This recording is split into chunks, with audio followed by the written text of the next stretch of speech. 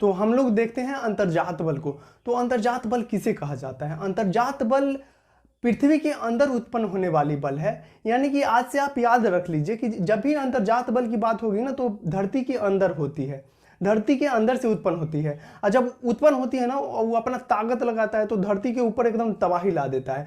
आपको ये चीज़ समझाने के लिए हम चलते हैं इसके एग्जाम्पल पर। तो इसका एग्जाम्पल जब देखिएगा ना आप, तो इसका एग्जाम्पल में ज्वालामुखी शामिल होता है।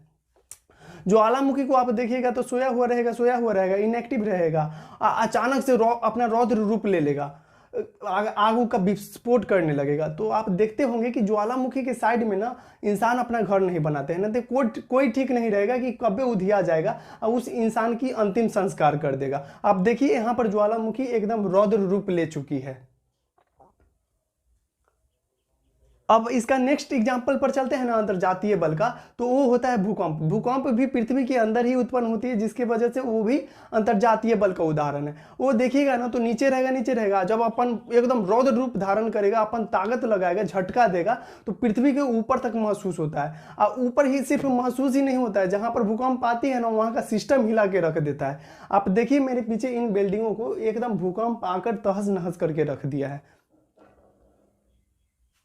हम लोगों ने समझ लिया कि अंतर्जातीय बल के बारे में, जो कि पृथ्वी के अंदर से उत्पन्न होती है। तो क्या आपको ध्यान में नहीं आया कि जब पृथ्वी के अंदर से कोई बल उत्पन्न हो रही है तो पृथ्वी के बाहर से भी तो कोई बल उत्पन्न होगी? तो हाँ, ऐसा बिल्कुल होता है। तो जो बल पृथ्वी के बाहर उत्पन्न होती है ना, उसको बाह्य जात बल कहा जाता है। इस बल को अच्छे ढंग से समझाने के लिए हम आपको इसका एग्जाम्पल पर लेके चलते हैं। तो इसका एग्जाम्पल देखिएगा ना, तो समुद्र में कभी कभी सुनामी उठती है। सुनामी क्या होती है ना कि अपने समस्त पानी को इकट्ठा करके एकदम समुद्र का पानी खड़ा हो जाती है, खड़ा हो जाती है अपने आसपास के शहरों में तबाही लाने के लिए। आप देखिएगा यहाँ पर समुद्र एकदम सुनामी लेके खड़ा हो चुकी है। अब ये अपने आसपास के शहरों को डुबो देगी, तहस नहस कर देगी यहाँ पर। तो ये बाह्य जात बल का उदाहरण है। अब हम लोगों ने तो समझ लिया कि अंतर्जात बल क्या है और बाह्य जात बल क्या है। इसको हम लोगों ने बिल्कुल आसानी से समझा है उदाहरण ले लेकर। आइए ठीक इसी प्रकार से अब समझते हैं अपक्षय क्या है।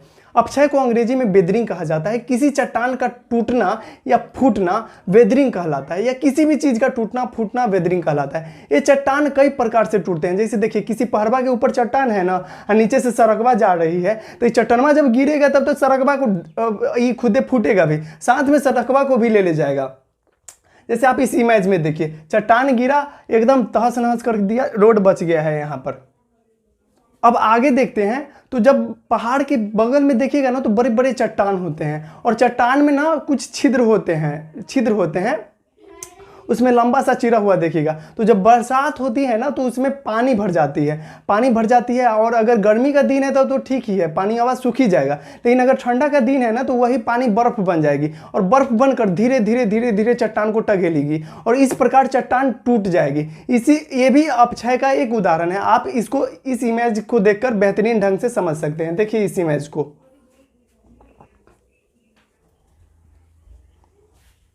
अगर आपको ये इमेज देखकर भी समझ में नहीं आया है ना, फिर भी आप बिंदास रहिए, क्योंकि यहाँ हम खड़े हैं। कहा जाता है कि गाड़ी में दम हो या ना हो, चलाने वाले में दम होना चाहिए। अब आइए और सारी एग्जाम्पल लेकर अपक्षय को क्लियर करते हैं। हम लोग जाने अनजाने में प्रतिदिन अपक्षय कर देते हैं। जैसे देखिए, अगर हम लोग ब्रश से मुंह धोते हैं तब तो अपक्षय नहीं ही हुआ, लेकिन जब कोई दातून से ब्रश करता है ना, दातून से मुंह धोता है, तो उससे पहले उसको चबाता है। तो जो चबा रहा है ना, वो जाने अनजाने में अपक्षय हो रहा है, क्योंकि दातुनमा कूचा आ रहा है। तो ये अपक्षय का उदाहरण है। आप देखिएगा तो छोटुआ, यहाँ पर छोटुआ जाने अनजाने में अपक्षय का काम कर रहा है। अगला एग्जाम्पल देखिएगा ना, नेक्स्ट एग्जाम्पल देखिएगा, दूसरा एग्जाम्पल। तो आप एक ईंटा ले लीजिए, छोड़िए ईंटा मत लीजिए, ईंटा महंगा है। आप एक खपरा ले लीजिए। आप अगर गांव से बिलोंग करते होंगे तो खपरा आपको मिल ही जाएगा, और उस खपरा को आप हैमर से तब तक पीटिए ना, हथौड़ी से तब तक पीटिए जब तक कि वो चूर चूर ना हो जाए, टूट ना जाए। टूट गया ना तो अब रहने दीजिए, क्योंकि टूटना ही, उस खपरा का टूटना ही अपक्षय का उदाहरण है। टूट गया वो अपक्षय का उदाहरण है। जैसे देखिए, आपको खपरा मिल ही जाएगा गाँव में। अगर आप इससे भी नहीं समझे हैं ना, तो तीसरा एग्जाम्पल देखते हैं। जब आपके घर में कुछ खरीदाते होंगे, गाड़ी वगैरह खरीदाते होंगे, तो उसकी पूजा की जाती है। तो पूजा से पहले ना एगो नारियल फोड़ा जाता है, गड़ियाबे पर नहीं, उससे 1 कदम या 2 कदम पीछे। तो जब नारियल फोड़ा जाता है ना, तो वो भी एक अपक्षय का उदाहरण है, क्योंकि नारियल यहाँ पर फूट रहा है। अब देखते हैं कि नदियाँ अपक्षय कैसे करती है। तो जब नदी के रास्ते में चट्टान आता है ना, तो चट्टानमा को उठाकर दूसरे चट्टान पर पटक के फोड़ देती है। इस प्रकार से नदियाँ अपक्षय करती है। तो सबसे ज़्यादा अपक्षय, अपरदन और निक्षेपण नदियाँ ही करती है। अगर आप अभी भी नहीं समझे हैं ना तो कोई बात नहीं, हाँ अब हम समझ गए हैं कि आप कैसे समझिएगा। तो एक काम कीजिए, हम आपको रामबाण देते हैं, तो आप अपने घर से एक पिलास ले लीजिए, या आपके घर में नहीं है तो आप अपने आजू बाजू में देखिए पिलास आपको मिल जाएगी। और जब पिलास आपको मिल जाएगी ना, तो आप पिलास को लेकर अपना एगो दांत उखाड़ लीजिए, और दांत उखाड़ के उस पर हैमर से पीटिए, हथौड़ी से तब तक मारिए जब तक कि वो दांत टूट ना जाए। वो अगर दांत टूट गया ना तो वो अपक्षय हो गया, वही अपक्षय का उदाहरण है। यही हम आपको कब से समझाने की कोशिश कर रहे थे। हमको पूरा उम्मीद है कि आप इस ढंग से जरूर समझ जाइएगा। अब ये अपक्षय जो होता है वो दो प्रकार से होता है, पहला भौतिक प्रकार, दूसरा रासायनिक प्रकार। भौतिक प्रकार का कारण होता है तापमान और दबाव। जैसे हमने आपको इससे पहले जो एग्जांपल समझाया था कि किसी चट्टान के अंदर पानी गई, और जब वो ठंडा का दिन रहेगा तो पनियावा बर्फ बन जाएगा, और बर्फ बन के पत्थर को धकेलेगा, इस प्रकार से वो चट्टान टूट जाएगी, जिसकी वजह से ये भौतिक प्रकार का उदाहरण बन जाता है। अब अगर आप देखिएगा रासायनिक प्रकार, तो रासायनिक प्रकार में क्या होता है ना कि किसी केमिकल को किसी पत्थर के ऊपर फेंकेगा ना तो वो पत्थरवा खदरने लगता है। जैसे देखिए इस प्रतिमा के ऊपर अम्लीय वर्षा हुई है, एसिड रेन हुई है, जिसके वजह से ना ये खदर गई है, इसमें गड्ढा गड्ढा टाइप का हो गया है। ये रासायनिक अपक्षय का उदाहरण होता है। अब हम लोग समझते हैं अपरदन, इरोजन किसे कहा जाता है। तो किसी चीज को रगड़ देना या किसी चीज को घिस देना अपरदन कहलाता है। इसको बेहतरीन ढंग से समझने के लिए हम लोग इसके एग्जाम्पल पर चलते हैं। जैसे देखिए, हम लोग प्रतिदिन जाने अनजाने में अपरदन करते रहते हैं। अगर आप ब्रश से मुंह धोते होंगे ना, तो देखिएगा कि करते क्या है, ब्रश से दांत पर घसते हैं, रगड़ते हैं दांत को। तो ये जाने अनजाने में अपरदन का एक उदाहरण है। जैसे आप देखिए इस अंग्रेजनी को, ये जाने अनजाने में अपरदन का काम कर रही है। अगर हम दूसरा एग्जाम्पल पर चले ना, तो आप देखते होंगे कि घर में मम्मी लोढ़ी सिलौटा पर मसाला को पीसती है, लहसुन आदि अदरक ये सब को पीसती रहती है। तो ये सभी जो है ना, ये अपरदन का एक उदाहरण है। अगर आप टाउन से होंगे तो वहाँ तो मिक्सिंग से ही काम चल जाती है, मिक्सिंग मशीन से।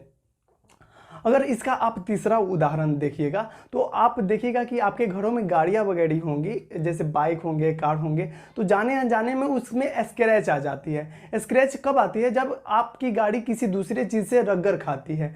तो ये भी जो रगड़ खाती है, रगड़ की वजह से जो स्क्रैच हुआ, ये भी अपरदन का एक कारण है।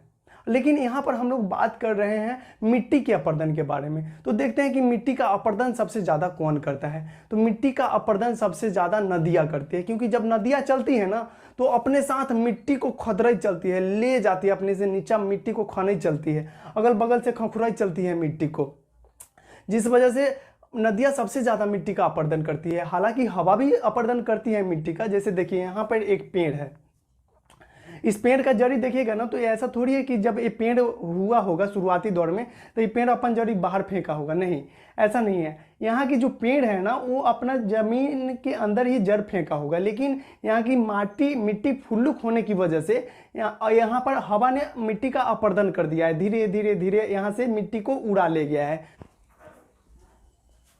जैसे आप समझिए इस चित्र को देखकर, इस चित्र में क्या है कि नदियाँ अपना अपरदन कर रही है, अपना काम कर रही है। ये बाबा जो है वो चले गए हैं मिट्टी के ऊपर। नदियाँ हल्का और जोर लगा देगी ना, तो ये जो बाबा है वो चले जाएंगे मामा के पास। अब हम समझते हैं कि निक्षेपण या डिपॉजिट किसे कहा जाता है। तो किसी चीज़ को एक जगह जमा कर देना निक्षेपण कहलाता है। जैसे समझिए मीडियम फैमिली के जो लोग होते हैं ना, वो अपने तनख्वाह में से, अपने सैलरी में से कुछ कुछ पैसा प्रत्येक महीना बचाते हैं और इस पैसा को बैंक में जमा कर देते हैं। तो ये जो पैसा को बैंक में जमा कर रहे हैं ना, थोड़ा थोड़ा बचा करके, इसी को निक्षेपण कहा जाता है। चाहे आप देखिए जाने अनजाने में हमारे यहाँ भी प्रतिदिन निक्षेपण होता है। जैसे आपके घर में आपकी मम्मी या आपके बहन घर में झाड़ू लगाती होगी, तो जब झाड़ू लगाती होगी ना, तो आप ध्यान दीजिएगा कि झाड़ू को लगाने के दौरान हर जगह से कचरावा को नहीं उठाती है, हर जगह से कचरावा को टकेल टकेल कर एक जगह जमा किया जाता है। तो ये एक जगह जमा करना ही निक्षेपण कहलाता है। तो यहाँ निक्षेपण का ताल्लुक है नदिया से। तो नदियाँ निक्षेपण कैसे करती है? तो नदियाँ जब चलती है ना, तो अपने साथ बहुत सारा कचरा लेकर चलती है और यही कचरा को कहीं एक जगह छोड़ देती है, जिसको निक्षेपण कहा जाता है। समझ गए? आज हम लोगों ने समझ लिया कि अपक्षय किसे कहा जाता है, अपर्दन किसे कहते हैं और निक्षेपण क्या है। उससे पहले ये भी हम लोगों ने समझ लिया कि अंतर्जात बल और बाह्यजात बल किसे कहा जाता है। इसी तरीका की और वीडियो देखने के लिए आप बने रहिए हमारे चैनल के साथ।